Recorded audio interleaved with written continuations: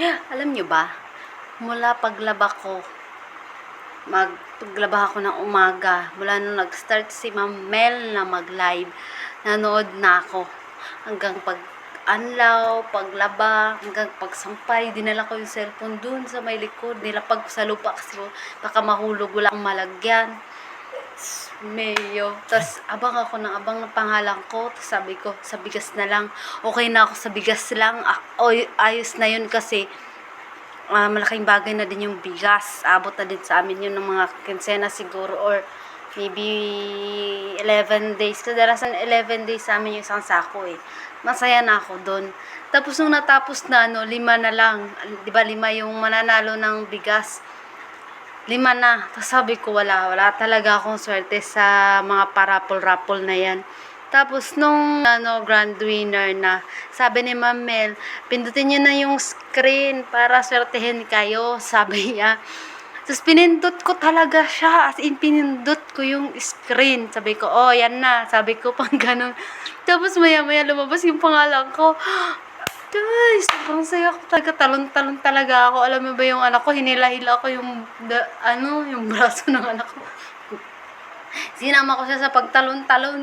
Grabe talaga, sobra talaga nakakatuwa yung nangyari na nanalo ako. Sobra talaga. Talagang di ako makapaniwala, di ako makaget over.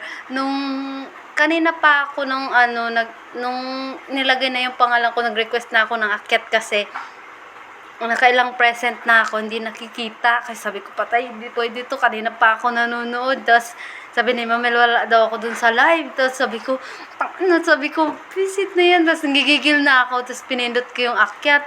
Tapos, may habang nagtalon-talon ako, nag-appear yung request. Tapos, yun, nakapasok ako. Sobrang pinakit pa ako ni Mamel. Grabe talaga, grabe. Mamel Swirl, thank you talaga. Grabe. Di ako makapaniwala, ma'am, nananalo ako. Grabe siya. My God. Sobrang saya ko talaga. May pindot na ako na bago. Ay, nako. Yung cellphone ko nakasangla. Makukuha ko pa kaya yun.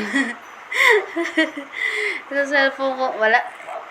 Sa pagbablog naman, wala namang problema kasi maganda naman tong cellphone na to eh. Pero, siya, lagi siyang full storage kasi 64 gigabytes lang siya. Tapos, pag nag-reels ako, sa reels ako nag-focus kasi ngayon, lagi siyang napupunot, lagi akong nagbubura talaga. Gusto ko pa sanang i-stay yung mga, sana yung napalanunan ko malaki-laki yung storage. Hindi ko alam kung anong yun eh. Basta alam ko Spark Go siya, pero hindi ko alam kung ilang gigabytes. Hindi ko masyadong nakita kasi nga hindi ko talaga in-expect. Mamaya i-review ko yung live ni Ma'am Mel. Grabe, sobrang saya.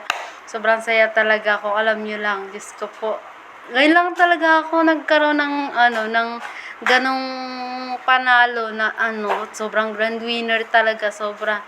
Talagang worth it yung paghihintay ko, yung panonood ko. Sabi ko pa sa anak ko, wala talaga tayong swerte. Tapos my God! Napaka talaga naman. Yun lang po. Bye-bye. Yun lang po. I-share ko lang. Share ko lang talaga yung nangyari. Grabe. Pag si Lord talagang gumawa ng paraan. Sabi ko pa, Lord, sana kahit na lang.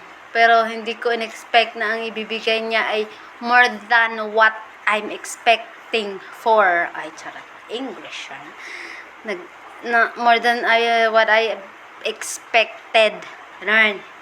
Hindi ko talaga siya akalain na magiging ganun siya.